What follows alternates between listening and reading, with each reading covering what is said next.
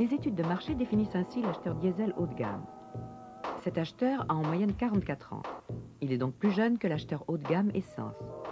Il est cadre moyen. C'est un gros rouleur qui fait pratiquement 40 000 km par an. Il utilise plus volontiers les moyens de financement que l'acheteur de modèle à essence. Il réside plus volontiers que l'utilisateur de modèle à essence dans les communes de moins de 2000 habitants. Il utilise d'abord sa voiture pour un usage professionnel dans 63% des cas contre 39% pour les utilisateurs essence. Les ventes de diesel en volume ont quasiment doublé en France ces 3 dernières années. C'est un marché en extension qui concerne aujourd'hui un acheteur français sur 3. En Europe, 20% des voitures haut de gamme sont des diesels avec des répartitions très différentes selon les pays.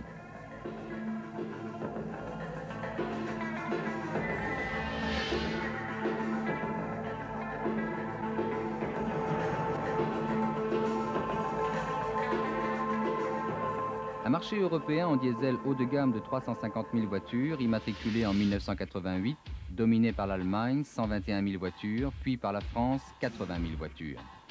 Un marché très sensible à la notion d'économie, première motivation d'achat. L'écart de prix entre le gazole et l'essence est un paramètre important pour l'équilibre du marché.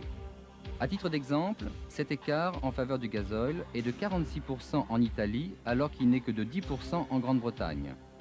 À l'opposé, en Suisse, le gazoil est légèrement plus cher que le super. Les immatriculations des 3 premiers mois de 1989 font ressortir que Mercedes vend en France 54% de sa gamme en diesel et que Citroën vient en deuxième position avec un taux de 41%. Les autres constructeurs français ayant des taux de dieselisation plus faibles. Citroën est le constructeur français qui a le plus fort taux de dieselisation quel que soit le modèle.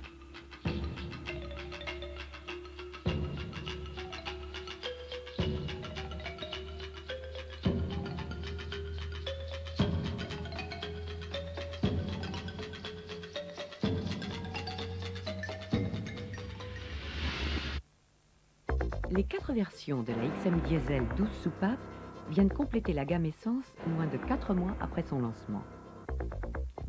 La XM D12 est proposée dans 2 versions de finition, séduction et harmonie, et bénéficie des mêmes équipements que les modèles essence équivalents. Toutes les versions des XM Diesel, atmosphérique et turbo sont équipées du nouveau moteur à 3 soupapes par cylindre. Pour la première fois, un moteur diesel de série bénéficie de cette technologie moderne qui améliore sensiblement le couple et la puissance. Il nous place en avance face aux nouvelles normes de dépollution européennes à venir.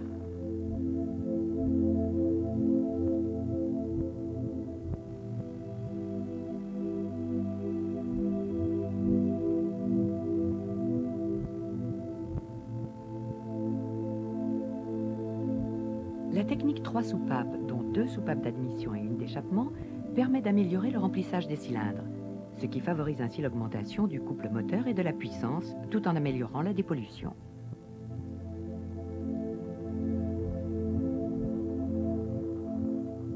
À titre de référence, le diesel atmosphérique a un rendement supérieur à celui de la première berline turbo-diesel apparue il y a 10 ans.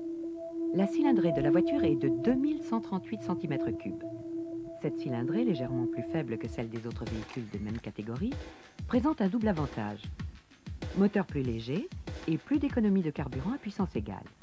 La puissance est de 83 chevaux à 4600 tours minute pour le diesel Atmo XM.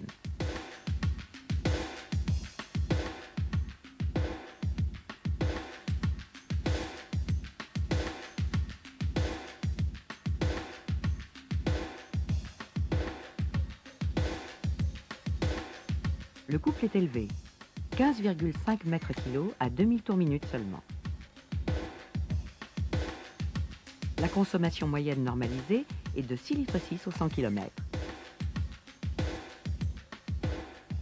Le réservoir de 80 litres offre une autonomie pratique de 1200 km. La gamme XM ainsi complétée peut répondre à la totalité de la demande de la clientèle haut de gamme dans de nombreux pays européens.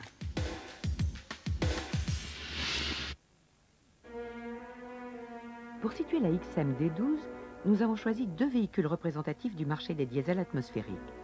La Renault 25 GTD et l'Audi 100D, pour lesquels nous avons retenu un certain nombre de critères de comparaison chiffrés.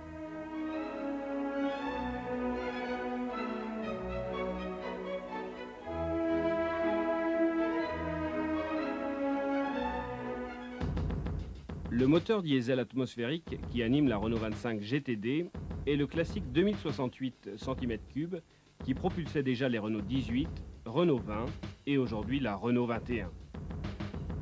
Le moteur de la Renault 25 diesel est moins puissant que celui de la XM. Son couple est également plus faible, à un régime pourtant plus élevé que celui de la Citroën.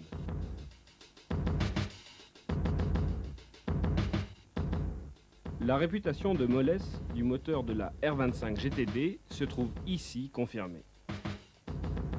Il y a pourtant un domaine où la R25 offrait jusqu'ici un bon niveau de performance, celui de la consommation.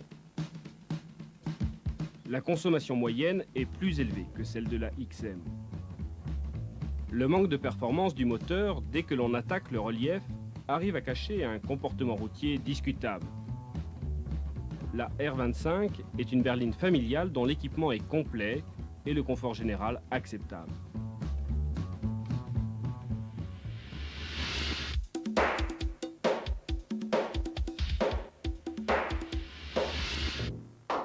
La presse juge sévèrement la R25 GTD, dont la souplesse moteur n'est évidemment pas la meilleure des qualités. C'est, nous dit le moniteur de l'automobile, une voiture sensible au profil de la route et pour qui les dépassements restent toujours périlleux. La R25 GTD est plus que jamais un taxi parfait, spacieux, brillant en ville, mais tout juste efficace sur route. En conclusion, la R25 GTD est une proie toute désignée pour les nouvelles XM diesel. L'Audi 100 est une bonne représentante de la production allemande qui, rappelons-le, est le premier marché européen du diesel. Apparue courant 82, elle est toujours présente. C'est une 2 litres développant au maximum 70 chevaux d'IN, seulement à 4800 tours minute, c'est-à-dire à 200 tours de plus que les 83 chevaux de l'XM. L'écart de couple maxi entre les deux voitures est très important. Le rendement au litre du moteur et le rapport poids-puissance de l'Audi 100 sont nettement inférieurs à ceux de l'XM. Il n'y a que dans le domaine de la consommation que l'Audi 100 diesel peut tenir une place honorable, bien que l'XM D12 diesel soit encore plus économique. Le bilan peu flatteur sur le plan de la motorisation de l'Audi 100 n'est pas rattrapé par les autres caractéristiques de la voiture. Elle présente une mollesse certaine qui nous renvoie au temps caricatural des diesels d'autrefois. Elle paie très cher le handicap d'un trop petit moteur dans une trop grande caisse.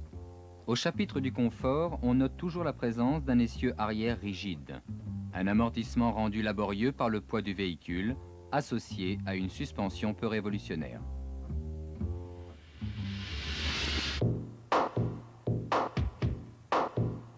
La presse note le comportement routier plutôt laborieux qui n'est pas compensé par le confort.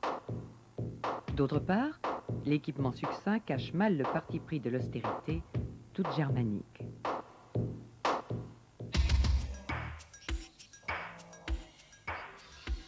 L'XM D12 se classe d'elle-même au-dessus de la mêlée. La modernité de son multisoupape lui permet d'affirmer son image des technologies avancées à travers des performances de haut niveau. C'est une association de 5 éléments fondamentaux. Une suspension hydractive, un freinage haute pression à 4 freins à disque ventilé à l'avant, une direction assistée à effort variable en fonction de la vitesse, de nouveaux projecteurs à surface complexe, puissance accrue de 45%, enfin une esthétique résolument moderne et originale, alliée à un confort raffiné.